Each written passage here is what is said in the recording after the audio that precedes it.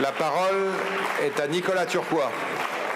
Merci, Monsieur le Président. Mes chers collègues, ma question s'adresse à Madame la Ministre du Travail et de l'Emploi.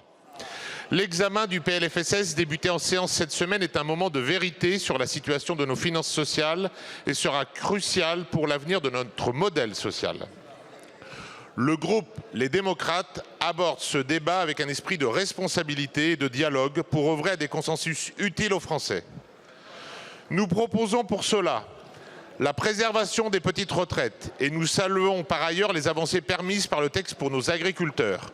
La prise en compte des 25 meilleures années, comme dans le régime général, est une source de justice et de simplicité.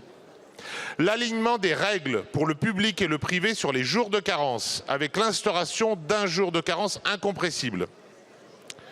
Une modulation de la réforme des allègements généraux sur les salaires pour trouver le juste équilibre entre la compétitivité de nos entreprises et la nécessaire lutte contre les trappes à bas salaire.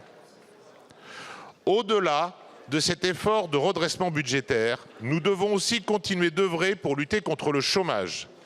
Car c'est aussi par une politique d'emploi ambitieuse que nous rétablirons nos comptes sociaux. Plus d'emplois, c'est plus de cotisations pour financer notre politique de protection sociale. Dans ce contexte, Madame la Ministre, la baisse des moyens de France Travail nous interpelle, alors que nous devons permettre un meilleur accompagnement des personnes les plus éloignées de l'emploi.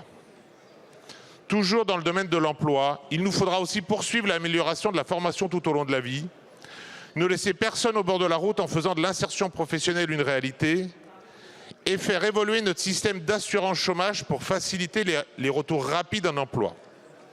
Madame la Ministre, quelles sont vos orientations en la matière que le gouvernement compte défendre? Je vous remercie. Merci.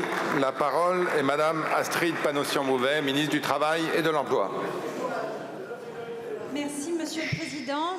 Monsieur le député Turquois, d'abord je veux remercier l'esprit de responsabilité, l'esprit constructif avec lequel vous et votre groupe participez au débat sur le PLFSS depuis qu'ils ont commencé hier à l'Assemblée nationale. Merci.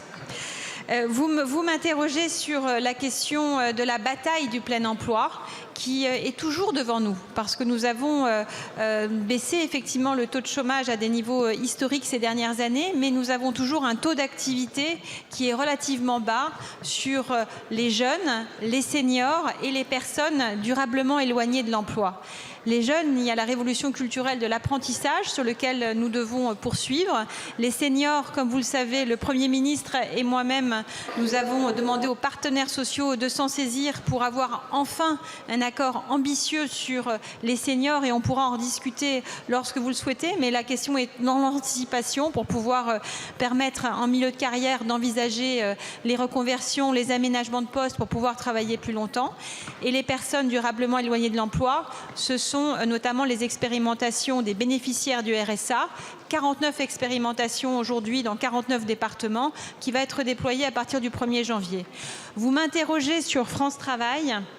France Travail a fait un énorme travail de transformation avec trois axes principaux.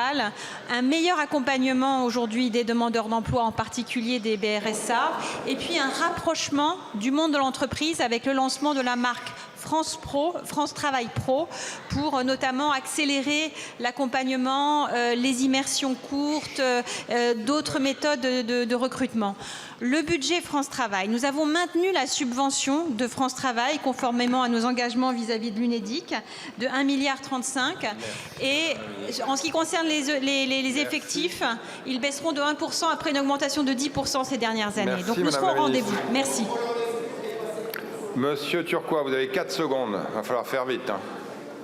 Pour les personnes durablement éloignées de l'emploi, il faut de l'accompagnement humain, donc il faut préserver les moyens. Merci. Merci. La parole est à Monsieur Yannick Favennel.